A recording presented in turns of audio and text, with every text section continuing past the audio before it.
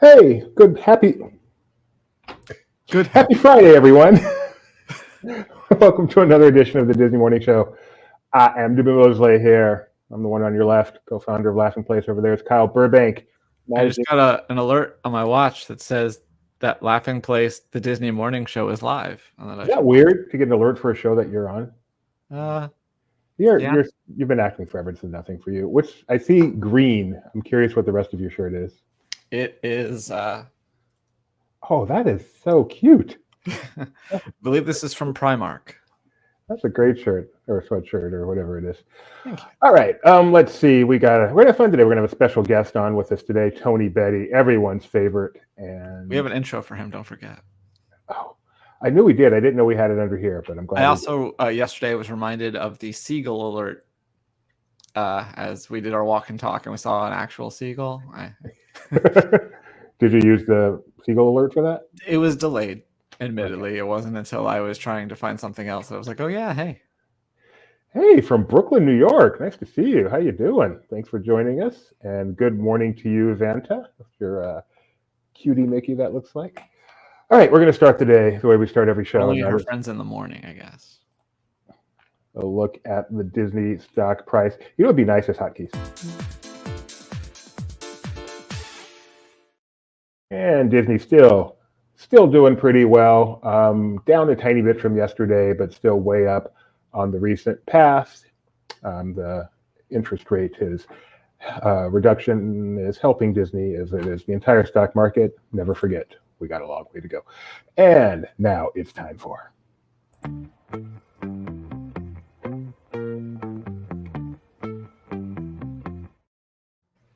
I want to finish saying hi to people first. Oh, Schnebs! I've never seen you at the morning show before. How you doing, Snebby? All right, here's Ethan. Good morning and welcome to another LP Disney weather report. Standing there alone, the ship is waiting. All systems are go. Are you sure? Control is not convinced, but the computer has the evidence. No need to abort. The countdown starts. Watching in a trance, the crew is certain. Nothing left to chance. All is working. Trying to relax up in the capsule. Send me up a drink, jokes Major Tom. The count goes on. 4, 3, 2, 1. Let's get to the weather. Anaheim is a copy-paste from yesterday. They'll warm to 74 today before quickly retreating back into the 60s. At Walt Disney World, they'll near 90 degrees today, but showers are possible in the mid-afternoon. The low tonight is 77. Castaway Cay saw some light rain again this morning, and oddly, will only get warmer as the night goes on, eventually hitting a high of 84 around 8 p.m. As for Lookout Cay at Lighthouse Point, they'll also hit a high of 84, but at lunchtime, cooling a degree or two going into the evening. Disneyland Paris is anticipating rain tonight, with scattered storms starting around now, followed by some showers. During these events, temps will fall from the mid-70s to the low 60s. Tokyo will be hot again tomorrow, but slightly cooler, topping out at 89. Shanghai will be rainy overnight, with showers lasting through the early morning. Things should clear by lunch, leaving behind overcast skies and temps around 80. Finally, Hong Kong is also rainy, with their storm expecting to stick around most of the day. They'll have temperatures in the 80s throughout. And that will do it for another Disney weather report. Have a great weekend, and I'll see you soon. Bye for now. You know, the great part about Ethan doing those songs is I never hear the lyrics quite as well as I do when Ethan is the one singing them. I had no idea that's what they were saying in that song. Donna's here, too. It's Friday morning's popular show, apparently. Blockbuster. I'm going to start making it special. Hello, Nikki B as well. Nice to see you. I love that song, too. Major Tom. All right, so I was going to wait and do this first story before we bring Tony on, but then I see Tony has the byline on this first story, so let's just bring him on now. Hey, thanks guys, Tony here. In case you've been sleeping all day, at least on the East Coast or maybe on the West, and this is your first source of news. That's not his intro. That's not his intro video. That is Tony. That is Tony, yeah. And now, joining the show is someone very special. We have a mutual friend in Wally. He's the Doobster's favorite person on Earth, and he's a tub time extraordinaire. You know him, you may or may not love him. Here he is. Drumroll. Technically Tony. I don't even remember what that video was, to be honest. I'm going to rename it Not an Intro. Doobie, I can't quite hear what you're saying. You sound very AM radio. Say it again. I said, what are you Can doing? we get the technically Tonys in the chat, please? We can't see them on StreamYard, but we'll know what they are. Why are you doing that, Tony? Because your audio, to me at least anyway, sounds a little AM quality. You could have said that before we started the show. Well, I've got my volume up, so we're stuck with it. All right, Tony, how you doing? I'm doing great. How are you guys?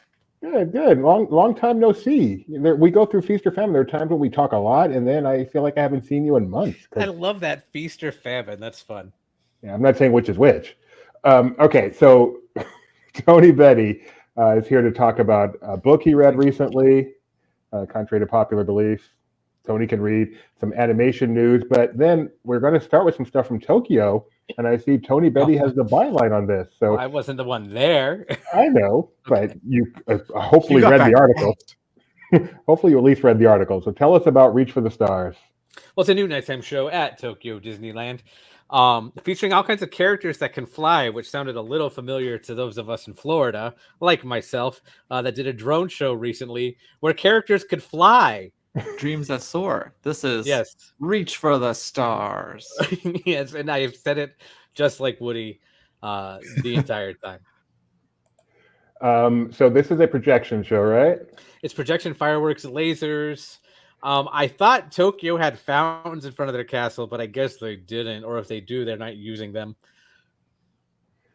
They're using Wish in this. So this we have. Yeah, there's a lot of Wish in there, and I was a little surprised by that. I love Wish. I'm so happy. But there's also Marvel. And this is the first time that Yes, Marvel characters have appeared in a show at Tokyo Disney. So do we have an idea where the Marvel is? I want to try to find it if we can show that. It's a little bit further. There you go. Okay. Right there. And I thought they brilliantly segued into Big Hero 6 from the Marvel segment. So, all right, let me try to get to that. You'll see Iron Man. Oh, there's Groot. There's Groot. There's an Iron Man shoots a laser out of his hand. Yep, that's pretty cool. That's our thumbnail for the video. There we go. All right, there's heavy Marvel. There you go. This full video is on our YouTube. Luke Manning is in Tokyo for. Oh, that's cool. They have fountains and fire. That's fire. There are no fountains. Fire. I didn't see fountains. But that was fire. You can't have fire without water. Go check that out on YouTube. Thank you, Luke Manning. I know he's doing the hard work. He had to travel all the way to Tokyo, spend a few days there. We're all glad that he's willing to do that while we just sit. The new theme song is also streaming now on Spotify and other major streaming services. I've heard that rumor. That's why our video got demonetized. Do you think that's why they do that? They put out these songs so quickly? Yeah. Oh, I'm just there are times where, like, if we have it up before the thing streams, like, we got a good couple weeks before the new song hits, and then there's probably other music in the show too, though. Have you guys? I just went to our archives real quick. Have you guys listened to the Whole New World thing? That's kind of the music. Whole New Sound. Whole New Sound. Sorry. Yes. Yes, we have. What do you guys think of it? Tony. I mean, Kyle loves it so much he's frozen in excitement. Frozen in place. I liked it a lot. There are definitely some stronger songs than others. Others, I feel like, okay, I wish. Hello. Sorry about that. My only note is that you could tell executives picked the catalog for the soundtrack as opposed to the artists themselves saying, I want to do this one. I feel like we'd get some deeper cuts as opposed to kind of the standard fare we get on all Disney compilations. So the reason that came up is I see the Plain White Tees have just put out a video for Surface Pressure. Let's hear a second of it before we get too demonetized. Sorry, that's not the mute button. That's the pause button. And if I under the surface, I flip a circus, a tightrope walker in a 3-ring circus. That's enough. Okay. That's pretty cool. That's pretty cool. I've not listened to played that at D23. Yeah, they did. I was there. I didn't hear it. They didn't play it back in the Emporium, apparently. No, they played. The band was on stage performing it during the experiences thing at Honda Center while you were eating pizza, presumably. Yeah. Did you go to any of those, Kyle? No. Covered all three of them back in the hotel room. Had to manage the team. Doing the hard work. Doing the yeoman's work. I don't know what that phrase means, but people say it. Okay, Tony Betty, you are. To be honest, but you've never heard that phrase, doing yeoman's work? No. Has anyone in the chat I've heard the Yo phrase- Man do some work, but I've never heard. That is doing the yeoman's equivalent of our. That's the equivalent of our whistle every morning. Yo man, get to work. No, yeoman's work. It's a common phrase. It's like popcorn movie. Any other guests on today? I'll get the compilation ready. Fred Ramirez. All right, Tony, you looked at a book called. Well, you just tell us about it yourself. Why am I doing this? Why don't you just tell me about the book you just read? It's called Disney In Between. It's written by Steven Anderson. That name might not ring a bell to you, but certainly his films will. He was the director of Meet the Robinsons, the director of the 2011 version of Winnie the Pooh, among others. And he was the voice of the bowler hat guy in Meet the Robinsons. But he's been a longtime story artist at Disney Animation, Disney Studios. And he wrote a book and dove into the in-between, which is a great analogy because he uses it as animation. Like in hand-drawn animation, there's key poses or the extremes, which are like, up here or down here, whatever. And then eventually you get the in-between. And a lot of those drawings kind of get overlooked. So he calls this the in-between era of after Walt died up until Eisner and Katzenberg and Frank Wells arrive at Disney Studios. And covers every live action movie. And I mean, every live action movie, all the animation projects. And it's this great look into that dark era at the studio. Do you know what Dave Matthews would call it? The space between. There you go. The space. Thank you. So I had seen your 8 fun things. I had not even seen that you did an interview with him. So that's pretty cool. So you have a full interview with him up as well. But we wanted you to talk about, you had an article called 8 Fun Things I Learned While Reading Disney In Between. So. There was one I even told you before we wrote it, because your favorite Disney song of all time is not, or well, is the Peter Pan one. But up there is Pete's Dragon, Candle on the Water. I actually talked about that earlier this week. Towering Inferno and Poseidon Adventure. That's amazing. I thought that 2 of my favorite disaster movies too. Yeah, the songwriters from that won Oscars for, or the songwriters from Towering Inferno and Poseidon Adventure won Oscars for their songs. So when they got called on to do Pete's Dragon, they threw a little nod in it with Candle on the Water. Beautiful. So that was one of your 8 things you learned. Why don't you give me 2 more fun ones? Kind of entice people to go check out your article, which I will put a link in the chat for. I can't remember what else I said. You've got one regarding Total Recall. Oh my gosh! Yeah, that was a script in development at Disney at one point. Who would have thought Disney was going to do Total Recall? Think it would have been different? Would have been R-rated? I don't think so. Yes. And then there were 2 Tim Burton ones. One was Nightmare Before Christmas was going to be a Disney Channel movie, but they said, nah, too dark. It's funny because Tim Burton will not have things go to directive TV now.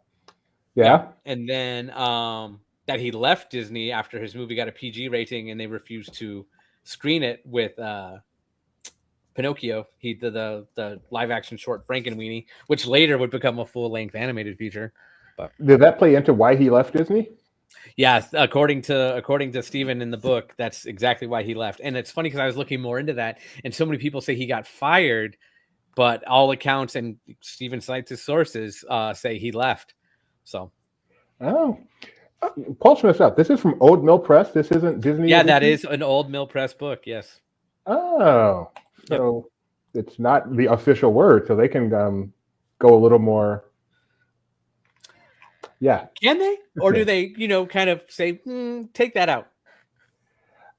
Is Old Mill Press a Disney imprint?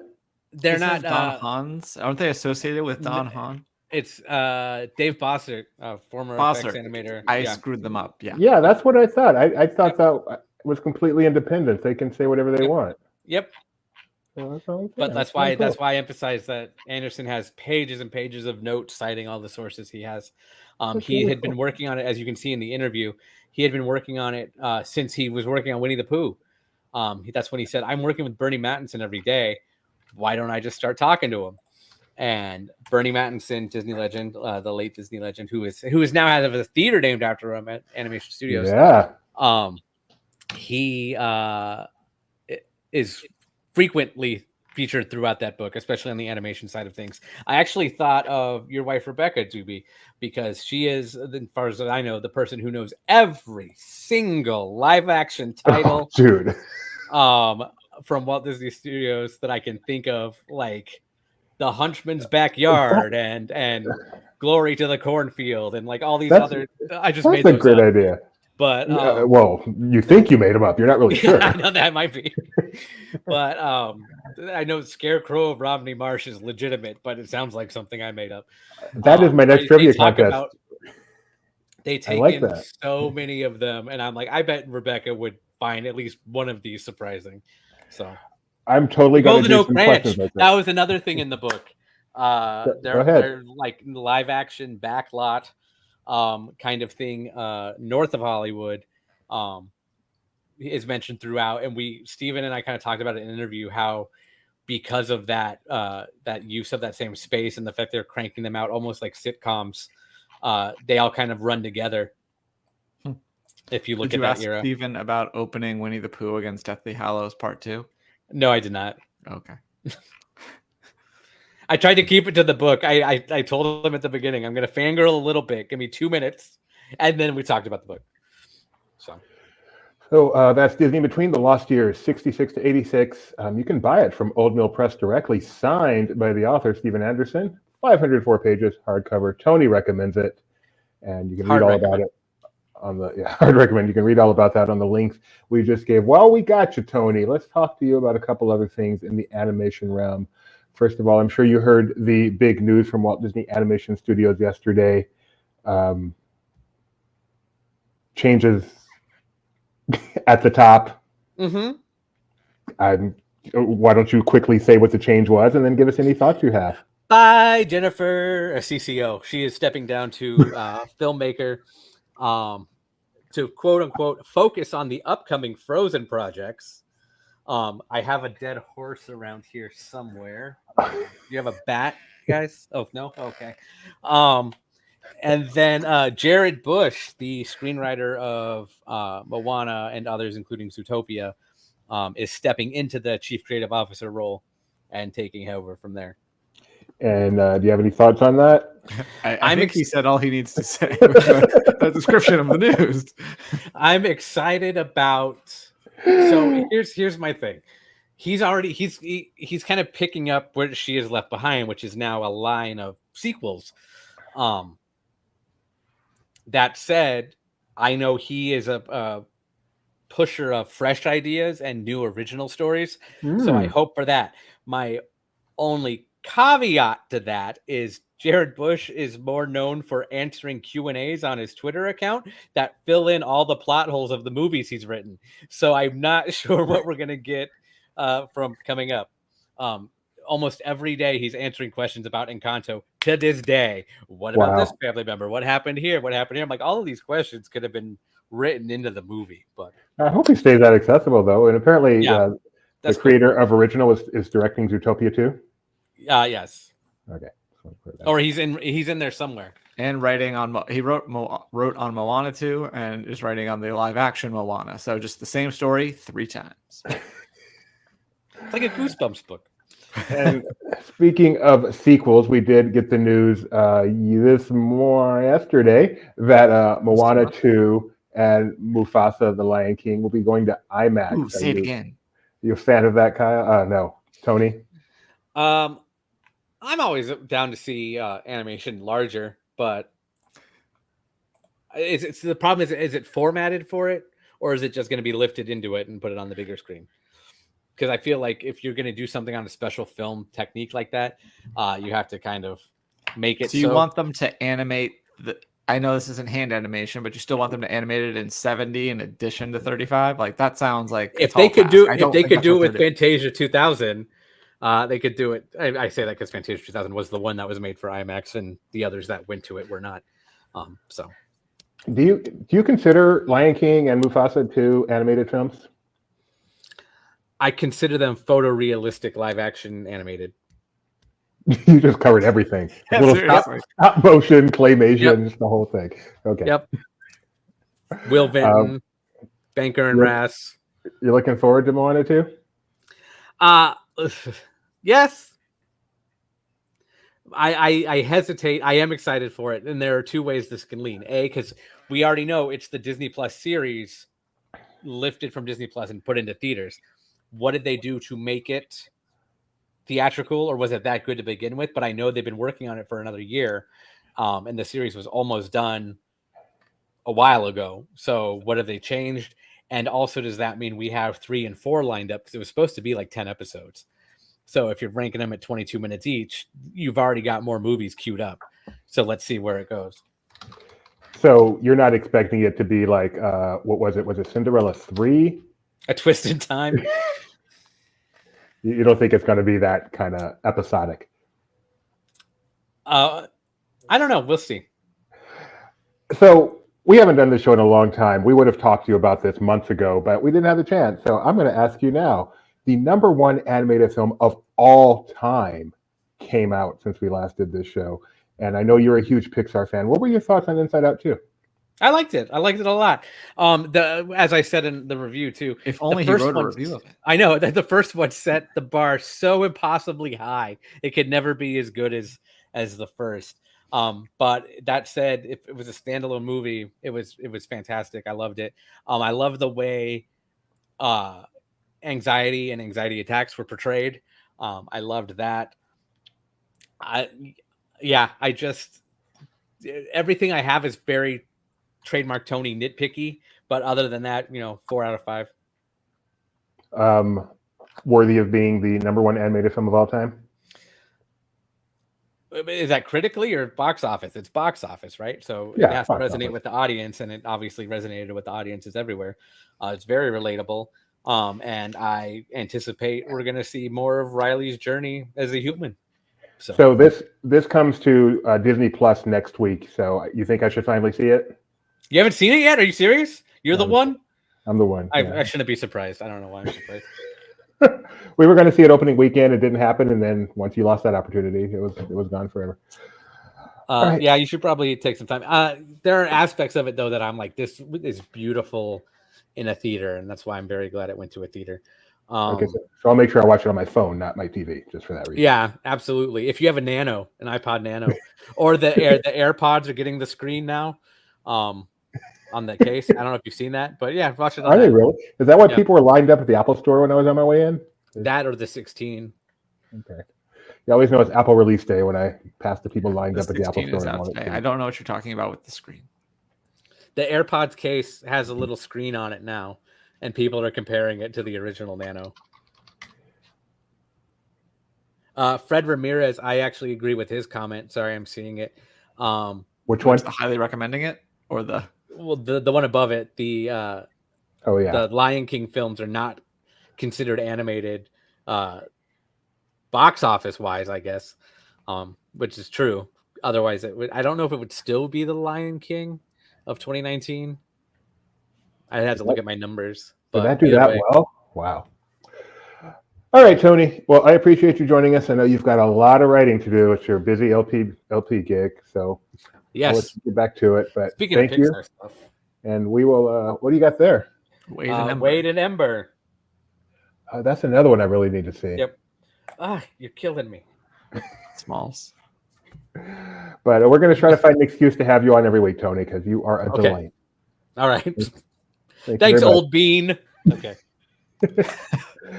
Tony, Animation Betty. You're going to call him Old Sport, like Great Gatsby.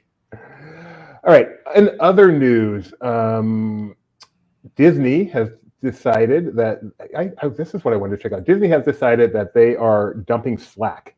Can you talk a little bit about what happened earlier this year, Kyle? Yeah, they were hacked, and a lot of their data from Slack was leaked. So they decided not to use Slack anymore. Makes sense if you were in their position. There was a few things that came out from the hack. One of the things that we reported was they had their earnings from Genie Plus back when it was called Genie Plus. And over like a 3-year period at Walt Disney World alone, they made like $700 million from it. This does not make sense to me. I mean, I don't care if they want to move away from Slack. That's fine. But this data breach was not Slack's fault. Right. The way the article comes across to me, I'm an IT guy, so that's why I'm spending more time on this than it deserves. But this is like, oh, Slack got hacked. We're moving away from Slack. Those should be two unrelated stories. If you want to move away from Slack, move away from Slack. But you got breached because somebody on your team got phished and gave away their information. Happens to tons of companies. MGM got the butt beat out of them last year through something like this, and it's not Slack's fault. So. Yeah. But I was just looking. Slack stock price does not seem to have taken a beating on. Oh no, it did. Yeah, it kind of did. Yeah, they got hit by that a little. I'm guessing just on the Disney news, but unfair. The official internal communication system for Laughing Place is Slack. Maybe don't announce that. I'm just kidding. We need to teach our team about phishing. How often do we say it's Slack for that? I don't think it's a secret. Yeah, phishing. I mean, do people even bother hacking anymore? I feel like phishing is how everything gets breached now. Probably. So, some very, very, very, very, very sad news. Area 15 is not coming to Orlando.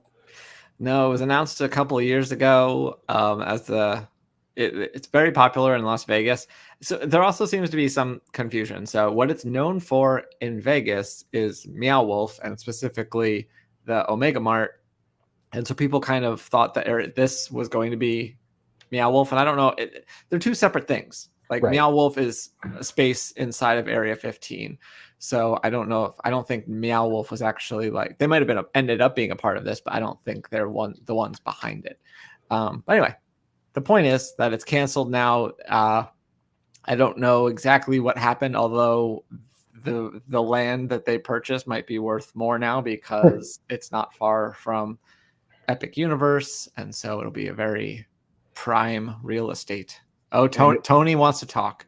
All right, well, I'll let Tony on in a second, but if you've driven I-4, you would have seen where it was going to be. It was very prominent. They actually put up a robot there, and so if you wondered what the heck this was when you were driving around Disney World, this is where the Area 15 was going to go, and the robot is coming down as Tony comes up. How you doing, Tony? Hi. I was going to say, it was funny because right before this news broke, I live in the vicinity of this, and I drove past it going to get lunch, and I saw giant land for sale signs. And I was like, oh, and I also realized that robot, I don't know if you mentioned this, is gone. So bye. Very sad. So we had the scoop on this, but we didn't run with it. I guess I might have been off that day. That changes everything. Problems of being hourly, you know what I mean? Tony understands that work-life balance. I can appreciate that. Thanks, Tony. Hey, are you a big fan of Star Wars: The High Republic, Tony? The what? Is that the new one? Is that episode 10? Yeah, exactly. Oh, so okay. Mike Celestino, we do a lot of review recaps here. I don't think we've ever done a comic book review, but today is the day. I think he does those every week. Even on the morning show? On the morning show. Oh, okay. No, I don't think I've ever done one of the morning show, but I like reviews. We have a section for it in our rundown. So, comic review. There's infighting among the Tarkin family in Star Wars: The High Republic Adventures 2023 number 10. Yes, it's a comic book. And Mike Celestino says about this, I really enjoyed seeing the inner workings of the Tarkins unravel, and I like Bruno's take on the deceptively threatening look and ultimately gentle nature of these creatures that have been part of Star Wars lore for decades now. With just 3 issues left to go on this title, I'm very curious to see how this creative team will wrap up Lula and Zine's adventures in a galaxy far, far away. Did you notice that is a Disney-based comic that's not put out by Marvel? First of all, why? Why? Why not Marvel? Yeah. I don't know. Take money from other people. They have people. I mean, business is weird. All right. A couple other quick items. Disney World. Remember a while back, they started releasing these cool Disney World license plates, and they said all the money is going to charity. Apparently they meant it. They meant it. That's good. That's not usually where that sentence was going. Yeah, I think it raised $3 million, right? $3 million for Make-A-Wish, and I love these pictures. They were nice enough to send along some of the various wishes they've been able to give away as a result of this. So it is a beautiful, beautiful thing. I love when Disney does good. Wishes. Dream a Let's dream. see. September 29th. I don't think Gio's out there today, but maybe he'll be watching this later. September 29th is National Coffee Day, and Joffrey's is going to have some special goodies on that day around Walt Disney World, so make sure you go and check those out. Yeah, I think if you're an annual pass holder, you can get a gift, and I think it was like $1 coffee or something. But you do have to you can't. I think you have to mention the thing. I don't think they're just giving $1 gift. On September 29th, guests can enjoy a hot or iced coffee for only $1 at any of their kiosks across the resort. We make no mention of having to give a national. Oh, make sure to mention National Coffee Day. So not just a regular coffee, probably not a fancy latte that's normally like $10. And annual pass holders will be able to receive a complimentary coffee scoop at Joffrey's brick and mortar locations with any purchase. So that's how they're celebrating National Coffee Day. How will you be celebrating, Kyle? I will probably be having the same coffee routine that I have every day. Which is?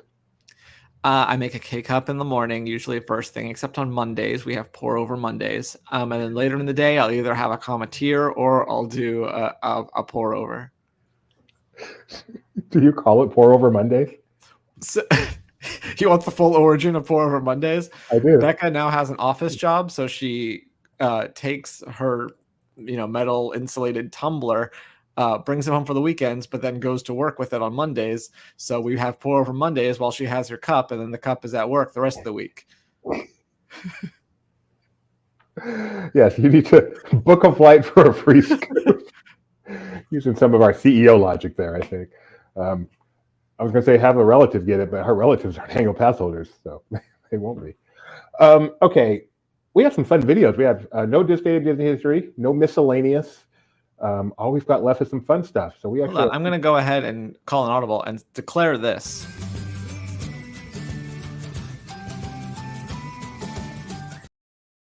All right, then I'll start with that one. Oh, TikTok? No, the others are just 2 Disney videos, but I will start with. Oh, okay. So they're still pocket picks, but this is fun. You'll recognize who they are. I'm going to do it again, this time without. Hey, Lopez brothers, want to play which Disney water parks team are you on? Absolutely. It's playing. On Crush and Gusher, are you Team Pineapple, Team Coconut, or Team Banana? Oh, Team Coconut. Are you Team Surfpool or Team Castaway Creek? Team Castaway Creek. Iconic Typhoon Lagoon treat are you? Are you Team Mini Donuts or Team Sandpail Sundae? Team Sandpail Sundae.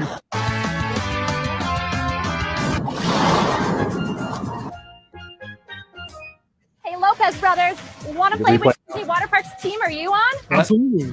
It's still playing. Okay. Of course. On Crush and Gusher, I mean, it's over. Team Coconut or Team Banana? But it's still playing. I don't know. I'm hearing everything else fine. I don't know why I didn't hear that. So I wasn't sure if it had looped yet or not. Yes, it had looped. What is I've never been to a Disney water park. What are the coconut, banana, whatever? What is that? What? You show me what you're talking about. They say Team Coconut. So they're on a ride right there called Crush and Gusher. Crush and Gusher is a water slide that has goes down and back up. So it's really a water coaster. There are 3 different routes down. Okay. And one of them has the word coconut, one in pineapple. I don't remember. Coconut Crusher, Banana Blaster, and I forget the third. So you came on to tell us you don't know either. Thank you very much, Tony. Appreciate that. I just said Coconut Crusher, Banana Blaster, and I forgot the third. Banana Blaster. No, that's Minions. All right. No, that's Minion Blast for bananas. We've got. Oh, wait, are they different? Is it kind of like it's 3 different a double black slides or a bunny hill? complex. So are they they tiered, or is it just 3 different routes? 3 different routes. One of them. They're all I kind think, of the same, though. They're different. One of them you have to I think 2 of them you have to be doubles. One you're allowed to be alone, something like that. I think that's true. And no, they are different. They're not majorly different in intensity, but they are different. They're definitely maybe the coconut one is the doubles one because that's and one. Matterhorn right. Which are different. Yeah. Alpha and Omega. They are Pineapple Plunger, Coconut Crusher, and Banana Blaster. If you win on one, you're not getting a reduced experience. No. But last time I went, it was just a walk on. We went over and over. I just remember I always thought Coconut Crusher was aptly named because it's got, I think, a double dip part. But see, that's a big difference. And I definitely had a favorite, and I went on that one the most. Tony is wrong. It's like the Matterhorn. Tony is wrong is an evergreen statement. All right, since you're here, Tom, I'm not going to have you keep coming on and going. We're going to keep you on. Are you sure that there were 2 drops on that one, or did you count the drops? So this is a callback. For those new, what is that? Oh my goodness! Have you done Tiana's? How many are on Tiana's Bayou Adventure? The same as that were on Splash Mountain, because it's the same thing. Again, we haven't had you on for a while. What is your opinion of Tiana's Bayou Adventure? It's a very pretty attraction. The animatronics are beautiful, but to me, it's the same story as Grand Fiesta Tour, but in the Bayou. Story does seem to be the problem with that attraction. All right. This is Halloween on Disney Plus video that I just think is kind of fun. Let's watch it together. I'd like to show you something. Cool. I hope it's finally something scary. This Halloween season on Disney Plus. Trick or treat! Choose just how scared you want to be. Zippos area! Get a little scared. Or a little more scared.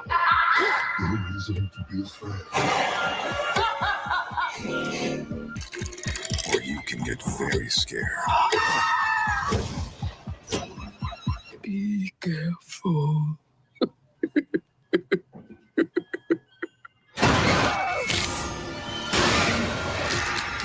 Even terrified. Sweetheart, you okay? Oh my God! Choose carefully with Hulu on Disney Plus. What? Oops, did we scare you?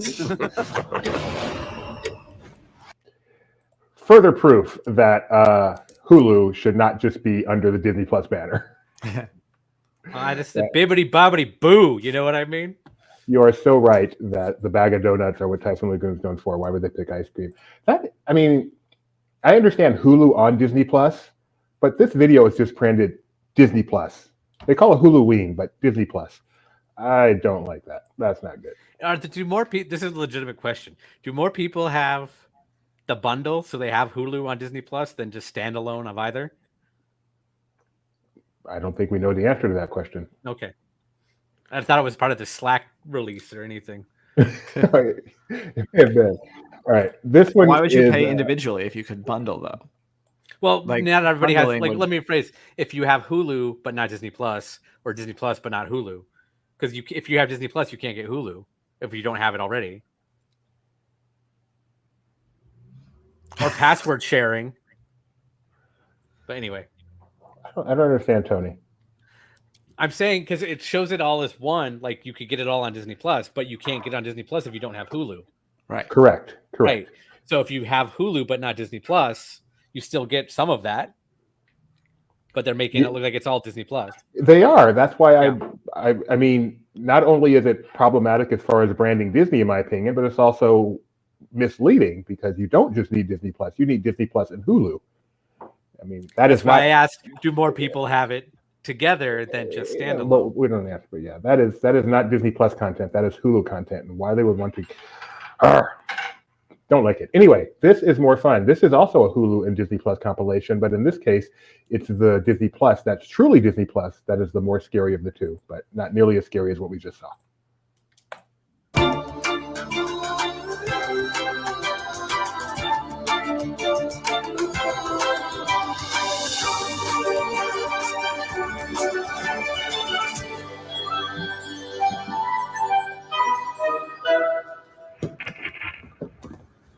Hello? Omit B, paging perfect strangers. Do you copy? Agatha Harkness here, your favorite witch of Westview. Who is Dudenoff? And what's with all the ham? Do you know who's out to get me? Murder is in the name of the show. I don't know what you're expecting. What are you talking about? I love a good whodunit. I've been busy manifesting every little shock and twist you've seen. Well, that solves that mystery.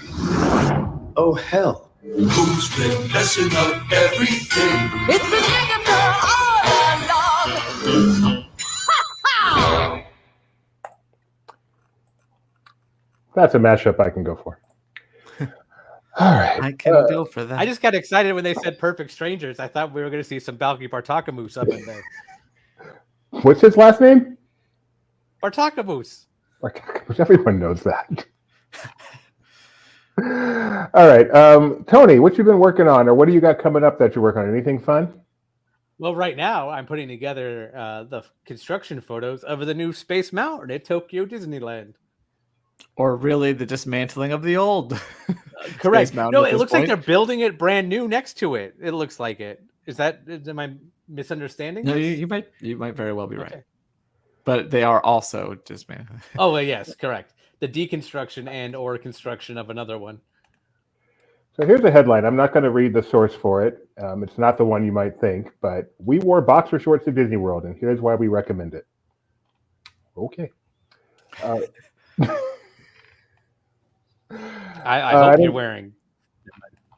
I mean, I think that's all they wore or not. I mean, on bottom they probably wore something on top. While we're talking about spooky things in theme parks, I mean, yesterday Mike went to the closing season of Knott's Scary Farm, the last before the park closes forever, right? That thing's shutting down. It's not going to be around anymore. That's what I meant to ask you that, Tony. What is your opinion, your PG opinion of Halloween Horror Nights this year? I've not been yet this year. All right, so you have no opinion, but that did remind me. I've only been to Halloween Orlando, which I covered for our website, laughingplace.com. There was another video I was supposed to show from our members only Discord, but I don't have it handy, so maybe I'll do it next. Oh, that looks fun. For the record, Knott's Berry Farm is not closing. That was a joke.